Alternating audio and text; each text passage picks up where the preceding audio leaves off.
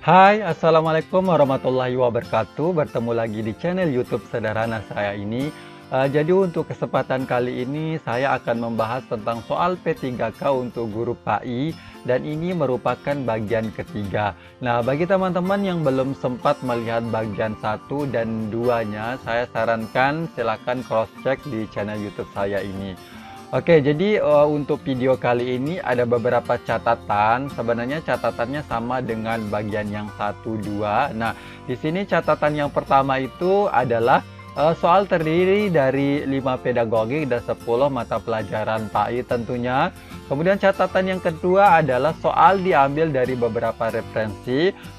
Referensinya itu bervariasi, bisa dari internet, buku, dan beberapa paket juga. Nah, kemudian yang ketiga, bila teman-teman menemukan jawaban ada yang salah atau menurut teman berbeda jawabannya, dipersilakan. Nanti kita bakalan diskusi bisa di kolom komentar atau boleh WA saya secara langsung yang sudah saya cantumkan di bagian tentang di channel YouTube ini. Oke, itu saja catatannya, kita langsung ke pertanyaannya. Untuk soal nomor 1, Bu Ria mencari materi dan media dari internet saat menyusun rencana pembelajaran RPP. Materi dan media tersebut akan disampaikan pada proses pembelajaran dengan maksud agar siswa tidak mengalami kesulitan memahami pembelajaran.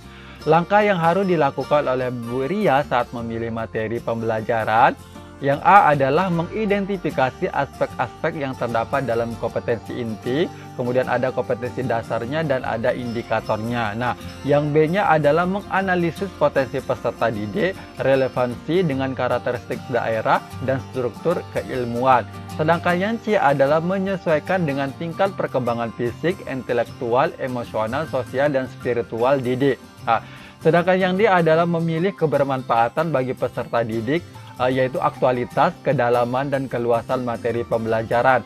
Nah, yang E-nya adalah relevansi dengan kebutuhan peserta didik dan tuntutan lingkungan, alat dan sumber bahan, dan alokasi waktu. Nah, jadi untuk soal nomor 1 ini, jawaban yang tepat adalah Oke, jadi untuk soal nomor 1 ini jawaban yang tepat adalah yang A. Nah, kenapa yang A? Ini ada beberapa uraiannya. Nah, jadi hal yang perlu kita persiapkan di sini adalah persiapan membuat perencanaan tertulis yaitu berisi tujuan pembelajaran secara operasional materi, bentuk kegiatan belajar mengajar, kemudian metode yang digunakan, kemudian waktu, alat-alat pelajaran dan evaluasi, kemudian adalah metode belajar yang digunakan harus menggunakan cara tertentu yang tepat dalam proses belajar mengajar sehingga tujuannya tercapai. Oke, jadi uraian ini sebenarnya sebelum kita melakukan hal yang semacam ini, maksudnya sebelum kita melakukan di uraian ini ada beberapa hal yang perlu kita perhatikan. Makanya di sini jawabannya adalah A. Jadi hal utama yang perlu kita pelajari atau kita lihat adalah yang pertama adalah KI-nya terlebih dahulu, kemudian SKKD-nya, baru nanti indikatornya. Nah, kalau kita sudah melihat bagian yang ini, tentunya nanti seperti hal yang kita lakukan seperti Bu Ria ini, tentunya kita bakalan mencari materi apa yang sesuai dengan KD atau indikator yang sudah kita tentukan. Nah, kalau kita sudah menentukan KD atau atau indikator, tentunya bakalan nanti kita melakukan istilahnya itu menganalisis materinya lain. Kira-kira ini materi ini bermanfaat nggak untuk peserta didik? Kira-kira ini alat dan bahannya apa saja yang dibutuhkan? Kalau materi yang ini kira-kira model dan metode apa yang bisa kita pakai? Nah, untuk optionnya ini sebenarnya ini bakalan kita lakukan juga, tapi mungkin ranahnya berbeda. Nah, tapi yang A, kemudian ada yang D dan yang E ini menurut saya secara pribadi ini mungkin larinya ke kita ya, maksudnya kita mengevaluasi atau melakukan istilahnya tindakan atau pencarian secara pribadi. Nah, sedangkan yang untuk yang B dan C ini lebihnya ke arah ke kurikulum, jadi perlu kita telaah tentang kurikulum kita, perlu kita melakukan observasi terhadap lingkungan kita atau apa hal yang kita butuhkan. Nah, jadi option ini harus benar-benar kita perhatikan karena optionnya ini bakalan kita lakukan juga di sekolah. Tapi karena sesuai dengan pertanyaannya ini berarti kita perlu teliti untuk memperhatikan kira-kira jawaban yang tepat itu apa. Oke, di sini juga ada beberapa uraian untuk istilahnya persiapan pembelajaran yang baik itu seperti apa. Ini sekadar tambahan saja. Jadi pembelajaran yang baik itu yang pertama adalah analisis hari efektif dan analisis program pembelajaran. Yang berikutnya adalah membuat program tahunan, program semester, dan program tagihan. Berikutnya adalah menyusun silabus. Sedangkan yang D adalah menyusun rencana pembelajaran. Sedangkan yang E adalah penilaian pembelajaran. Nah, ini kalau kita menginginkan diri kita secara pribadi menjadi guru yang baik, tentunya bakalan kita melakukan persiapan semacam ini. Oke, kita lanjut saja ke soal nomor 2. Untuk soal nomor 2, sebelum memulai proses belajar mengajar di dalam kelas, Bu Nur meminta peserta didik terlebih dahulu untuk mengobservasi suatu fenomena. Kemudian peserta didik diminta mencatat masalah-masalah yang muncul. Setelah itu, peserta didik dirangsang untuk berpikir kritis dalam memecahkan masalah yang ada.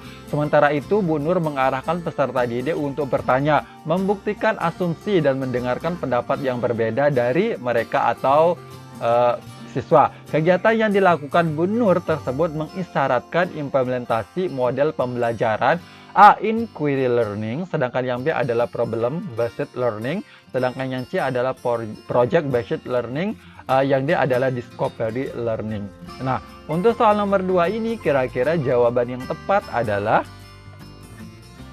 Oke, jadi untuk soal nomor 2 ini yang tepat adalah yang B, yaitu PBL. Nah, ini kenapa ada PBL? Jadi kalau teman-teman memperhatikan soal nomor 2 ini pasti bakalan menemukan bahwa model yang digunakan Bu Nur ini pasti adalah PBL. Nah, di sini ada uraian tentang PBL. PBL adalah model pembelajaran yang dirancang agar peserta didik mendapat pengetahuan penting yang membuat mereka mahir dalam memecahkan masalah dan memiliki model belajar sendiri serta memiliki kecakapan berpartisipasi dalam tim. Nah, untuk catatan atau pengingat saja, jadi karena model pembelajaran ini lumayan cukup banyak, jadi teman-teman alangkah baiknya membuat catatan lah istilahnya tentang PBL ini seperti apa, kemudian PBJL itu seperti apa, discovery itu seperti apa, inquiry itu seperti apa. Nah, ini jadi nanti bakalan kita tahu perbedaan-perbedaan dari model pembelajaran ini. Nah,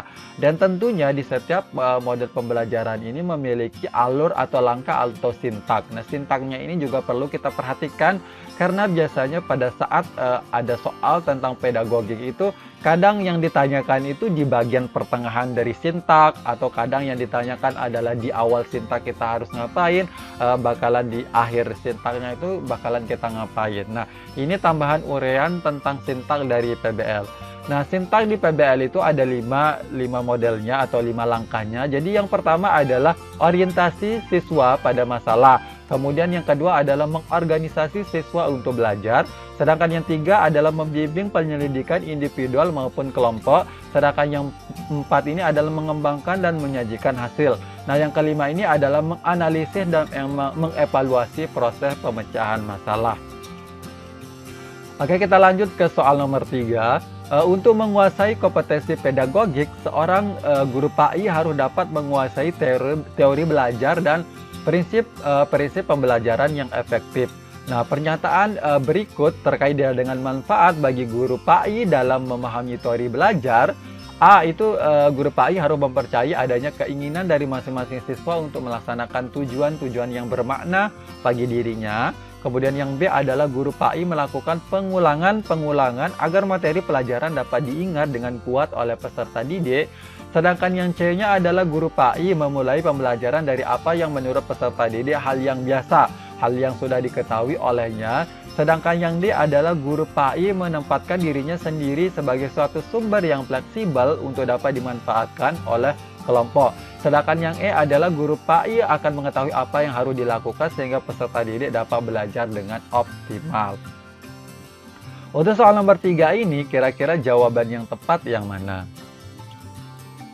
Oke, jadi untuk soal nomor 3 ini, jawaban yang tepat adalah yang E. Nah, Jadi ini, untuk teori belajar ini memang, ada 4 yang paling, terkenal terkait dengan teori belajar ini, dan ini perlu kita pahami karena bakalan, mempengaruhi bagaimana proses kita mengajar di kelas. Nah, ketika kita paham tentang teori belajar, tentunya bakalan kita, mengaplikasikannya di siswa kita itu, sesuai dengan permintaan teori, belajar yang memang, kita pilih nih. Nah, jadi ini ada beberapa sedikit pengertian dari teori belajar. Nah, teori belajar adalah suatu teori yang di dalamnya terdapat tata cara pengaplikasian kegiatan belajar mengajar antara guru dan siswa, perancangan metode pembelajaran yang akan dilaksanakan di kelas maupun di luar kelas. Di sini juga ada 4 seperti yang saya katakan tadi itu, yang lebih terkenal adalah 4 teori belajar.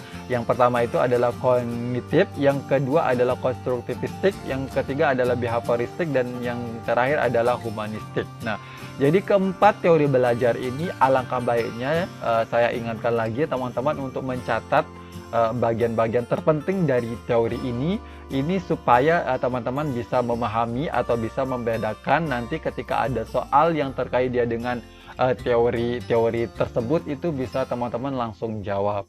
Di internet banyak, silakan teman-teman untuk mencarinya, atau kalau bisa, kalau teman-teman mengizinkan, kalau nanti ada kesempatan saya bakalan membuat rangkumannya, dan insya Allah ini tergantung dari teman-teman, kalau mau, kalau tidak ya boleh tidak sama sekali. Oke, kita lanjut ke soal nomor 4. Di bawah ini merupakan pengidentifikasian materi pembelajaran yang menunjang pencapaian kompetensi dasar. Yang pertama adalah potensi peserta didik, kemudian karakteristik mata pelajaran, relevansi dengan karakteristik daerah. Nah, yang kedua adalah tingkat perkembangan fisik, intelektual, emosional, sosial, dan spiritual peserta didik. Sedangkan yang ketiga ini adalah kebermanfaatan bagi peserta didik, struktur keilmuan, aktualitas, kedalaman, dan keluasan materi pembelajaran. Sedangkan yang keempat adalah kemampuan guru dan ketersediaan referensi. Sedangkan yang kelima adalah relevansi dengan kebutuhan peserta didik, tuntutan lingkungan, dan alokasi waktu. Sedangkan yang enam adalah dana yang tersedia.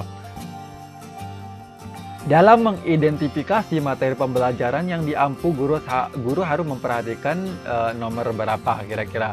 Kalau yang A ini ada 1, 2, 3, dan 4, sedangkan yang B adalah 2, 3, 5, dan 6, sedangkan yang C ini adalah 1, 2, 3, 5, yang D adalah 1, 2, 4, 5, yang E adalah 3, 4, 5, dan 6. Nah, untuk soal nomor 4 ini kira-kira jawaban yang tepat adalah,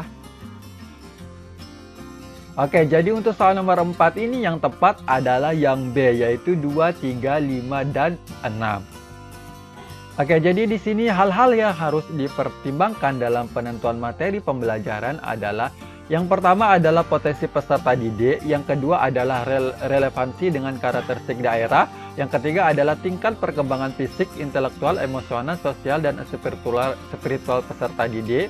Yang keempat adalah kebermanfaatan bagi peserta didik, yang kelima adalah struktur keilmuan, dan keenam adalah aktualitas, kedalaman, dan keluasan materi pembelajaran. Nah, jadi seperti yang sebelumnya di soal yang pertama kalau tidak salah, ini teman-teman perlu istilahnya mentelaah dengan benar terkait dia dengan perencanaan ketika kita membuat materi pembelajaran, sama telaah tentang kurikulum yang bakalan diterapkan di sekolah kita. Jadi ini perlu memang kita bisa membedakan hal tersebut karena istilahnya kadang kita juga tidak bisa membedakannya dengan secara utuh. Makanya di sini perlu kita pemahaman tentang telaah kurikulum atau persiapan kita ketika kita membuat materi pembelajaran. Oke, ini lanjutannya ada yang ketujuh adalah relevansi dengan kebutuhan peserta didik dan tuntutan lingkungan. Yang kedelapan adalah alokasi waktu. Oke, kita lanjut saja ke soal nomor 5. Pak Hasan mendapati 3 orang peserta didik mengantuk di kelas. Berdasarkan informasi dari orang tua dan juga teman-temannya, mereka sering bermain game terlalu lama dan merasa jenuh dengan pembelajaran di kelas. Tindakan pertama yang paling tepat bagi Pak Hasan adalah Yang A. Melarang anak bermain game bekerja sama dengan orang tua untuk pengawasannya. Yang B adalah merancang pembelajaran dengan game dan melarang bermain game di rumah. Yang C adalah menasihati ketiga anak tersebut agar tidak lagi bermain game di larut malam. Yang D adalah menyediakan game di sekolah di bawah pengawasan guru dan kepala sekolah. Sedangkan yang E adalah merefleksikan diri tentang cara mengajar dan berusaha merasakan yang dialami peserta didik. Nah, untuk soal nomor 5 ini, kira-kira jawaban yang tepatnya yang mana? Oke, jadi untuk soal nomor 5 ini, jawaban yang tepat adalah yang E. Nah, oke, jadi untuk soal nomor 5 ini sebenarnya menurut saya secara pribadi untuk setiap optionnya ini tidak ada yang salah menurut saya. Karena insya Allah ketika kita menjadi guru yang menurut kita ingin baik lah istilahnya, itu pasti kita bakalan melakukan langkah-langkah semacam ini. Nah, tapi ini ada beberapa catatannya, tapi ini ada dua faktor yang menyebabkan ketiga anak tersebut itu merasa pembelajaran di kelasnya itu membosankan atau jenuh. Yang pertama adalah di sini mereka terlalu sering bermain game dan berikutnya adalah istilahnya merasa jenuhnya itu merasa jenuh di pas pembelajaran itu pasti ada faktornya. Yang pertama mungkin guru-gurunya. Nah, jadi hal yang memang perlu kita lakukan, hal yang pertama adalah tentunya kita merefleksikan diri kita. Maksudnya kita meminta siswa untuk merefleksikan bagaimana cara kita mengajar di kelas. Karena ini sangat penting menurut saya. Makanya di sini untuk sekolah penggerak atau apapun itu kurikulum K13 itu menekankan kita harus sering melakukan yang namanya refleksi. Nah, jadi di sini ada uraian tentang refleksi. Nah, secara esensialnya refleksi adalah aktivitas yang dilaksanakan agar memberi manfaat dalam diri maupun sesuatu. Nah, ini agar menjadi lebih baik. Aktivitas refleksi itu sendiri bukan hanya pada pembelajaran namun juga pada lini kehidupan manapun agar kehidupan bisa berjalan dinamis. Nah, refleksi pembelajaran adalah tentang bagaimana siswa. Nah, kalau ini refleksinya terhadap siswa.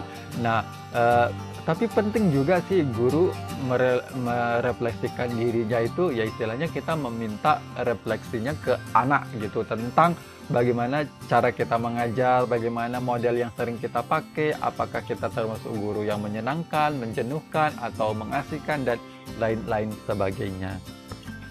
Oke, kita lanjut ke soal nomor 6. Ini kita larinya ke mata pelajaran, dan ini benar-benar teman-teman perlu diperhatikan tentang mata pelajaran. Siapa tahu nanti ada kesalahan dari penjelasan saya ataupun jawabannya. Tapi sebenarnya saya tidak terlalu berani menjelaskan terlalu jauh. Nah, ini mapel ya. Oke, jadi untuk nomor 6 ini, hadis yang diriwayatkan Ahmad menyebutkan bahwa jumlah Rasul ada, yang A ini 120.000 orang, sedangkan yang B adalah 313 orang, sedangkan yang C adalah 110.000 orang, sedangkan yang D adalah 315 orang. Nah, jadi untuk soal nomor 6 ini jawabannya adalah jadi untuk soal nomor 6 ini jawabannya adalah yang D. Di sini ada uraiannya dari Abu Ummah radhiyallahu anha yang menceritakan bahwa Abu Dzar radhiyallahu anha berkata, "Wahai Rasulullah, berapa tepatnya jumlah para nabi?" Rasulullah SAW menjawab, "Ada 124.000 orang yang sekaligus menjadi rasul. Dari mereka itu 315 orang, satu jumlah yang besar." Nah, ini hadis riwayat Ahmad. Oke, kita lanjut ke soal nomor 7. Nabi Musa alaihissalam menerima kitab yang bernama Taurat sekaligus menerima suhuf. Suhuf yang diterima Nabi Musa itu sebanyak A 10, yang B adalah 20, sedangkan yang C adalah 30, yang D adalah 40. Nah, untuk soal nomor 7 ini kira-kira jawaban yang tepat adalah jadi untuk soal nomor 7 ini yang tepat adalah yang A. Nah, di sini ada uraiannya sedikit. Kita cari tahu dulu pengertian dari suhuf. Nah, suhuf itu adalah wahyu yang berbentuk lembaran-lembaran saja tanpa dibukukan. Dan di sini ada tabel tentang ini. Yang pertama ini yang dicantumkan adalah 1 sampai 4 nama nabi dan jumlah suhuf. Nah, kemudian ini Nabi Adam itu 10, sedangkan Nabi Idris 30, sedangkan Nabi Ibrahim 10, sedangkan Nabi Musa 10. Oke, kita lanjut ke soal nomor 8. Apa saja yang diberikan Rasul kepadamu maka terimalah, dan apa saja yang dilarangnya bagimu maka tinggalkanlah. Nah, arti potongan ayat tersebut terdapat dalam Al-Qur'an. A. Surah An-Nisa ayat 59, sedangkan yang B adalah surah An-Nisa ayat 136, sedangkan yang C adalah surah Al-Hasyr ayat 17, sedangkan yang D adalah surat Al-Hasyr ayat 7. Nah, kira-kira yang tepat untuk nomor 8 ini adalah... Oke, jadi untuk nomor 8 ini yang tepat jawabannya adalah yang D. Nah, di sini ada sedikit ayatnya dari surat tersebut. Dan ini artinya, apa yang diberikan Rasul kepadamu maka terimalah, dan apa yang dilarangnya bagimu maka tinggalkanlah, dan bertakwalah kepada Allah. Sungguh Allah sangat keras hukumannya. Oke, kita lanjut ke soal nomor 9. Ayat di bawah menjelaskan bahwa para rasul memiliki sifat inni lakum rasulun amin. Nah, ini apakah A. cerdas, sedangkan yang B. jujur, sedangkan yang C adalah terpercaya, sedangkan yang D adalah menyampaikan.